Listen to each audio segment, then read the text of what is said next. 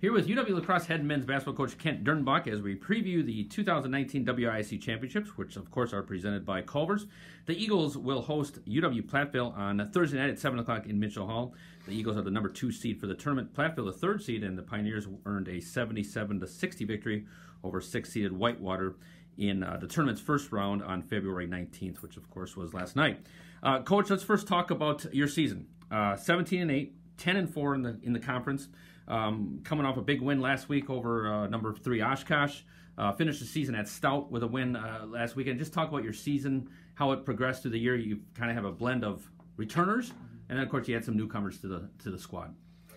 Yeah, you're exactly right. You know, to have 5 seniors is pretty unique, you know, at any level of college basketball. And, you know, 4 guys that started for really the most of the year, if not the entire year, and then Sam Swain being a consistent player off the bench for us. So it was great to have those 5 guys, and then we added 8 new players, you know, to our roster this year. And our identity is certainly to win games on the defensive end, and we have grown to really embrace that and who we are. And, you know, now over the last 2 months, Dave, you know, that's exactly the basketball team. We're a pretty gritty, tough team on the defensive end. You know, led the league in defensive field goal percent, you know, set a new school record for 3-point defensive field goal percent. So when we're committed on that side of it, we're a pretty darn tough team, you know, to beat at home or on the road against good teams that are guard-oriented, or against, you know, bigger teams that you're going to face in this league, you know, the best league in the country. So it took us a little bit to have those 8 new guys come on in addition to the 9 returning players that we have, but we have a great group. And since week 1, we've talked about playing our best basketball into week 18. And can we be the hottest team in the league? And, you know, fortunately for us, we were able to do that again this year. We went 2-0 with that, you know, good home win and protecting our home court that you need to do if you're going to be one of the best teams in this league. It doesn't matter if it's against the number 1 team or the number 8 team in our league. You have to win your games at home, and we're able to do that on Wednesday against Oshkosh, and then real pleased to go up and have a real resilient, tough win, you know, up at Stout. You know, they're a hard it's a hard place to play, and, you know, they certainly were playing with a lot of emotion there. So, you know, for us, now we did it through 18 weeks, being one of the best teams in the country on the defensive end. Now we have to do it in week 19, right? And but, you know, for us, we should have great confidence, you know, that we've been able to accomplish that throughout the year. What have you seen from your team in terms of your guys who returned, your leaders, your seniors? Yeah. How have they helped you with the newcomers just kind of mesh as the season since you started practice in October? Yeah. Well, you know, fortunately I was with them last year, right? It was all new to us last year, but they embraced our culture, right? They embraced our identity and what we're going to be about. And we talk about all the time that it's not the easy way that we play, right? There's an easier way to play, but just because it's the easy way doesn't mean it's the right way. You know, for us, the hard way, you know, the hard way is to defend at a high level, play yourself to exhaustion there, and then take care of the basketball on the offensive end. And we give our guys freedom on the offensive end, you know, to play.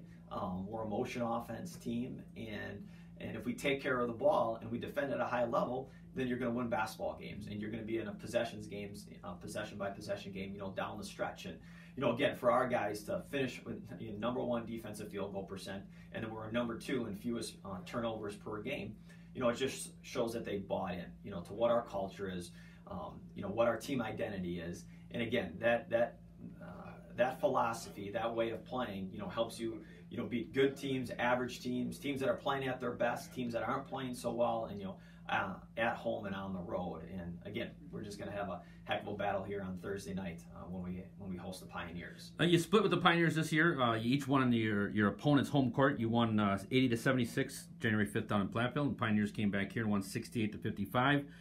February 2nd here in Mitchell Hall. Just talk about what you expect. Again, the Pioneers' big win last night over Whitewater at home. Just talk about what you expect from Platteville on Thursday. Well, they're led by a really, really good senior who was the conference player of the year as a junior last year, and Robert Duax, and he's having another great year. And then Carter Volker is probably as good as any wing, you know, in the league. He can score, he can defend, he can score inside and out, he can score at all 3 levels, put the ball on the deck, shoot the 3, and he can post up. So those 2 guys are matchup problems, along with maybe one of the faster players, if not the quickest player in the league, and Quentin Shields. So we know we're going to have our hands cut out for us. They're really a tough team, you know, to defend. In addition to that, they're going to sit in our gaps, and they're a good team defensively. But that's exactly what you would expect, right, out of a semifinal game. A team that finishes in the top 4 of our league. They're going to be one of the best teams in the country, and that's exactly what they are. And for us to win on our home court, we're going to have to do what we do well, and that's take care of the basketball and defend at a really high level.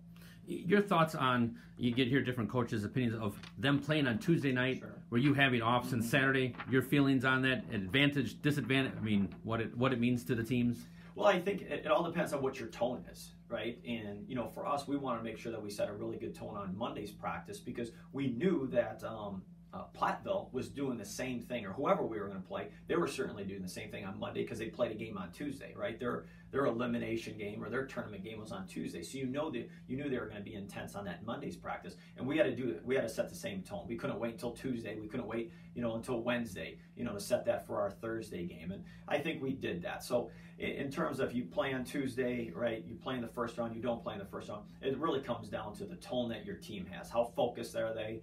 And are they willing to make sure that they're ready to fight, when that ball's tipped up at 7 p.m. You're 9-2 at home. Just talk about your success that you've had here in Mitchell Hall this season.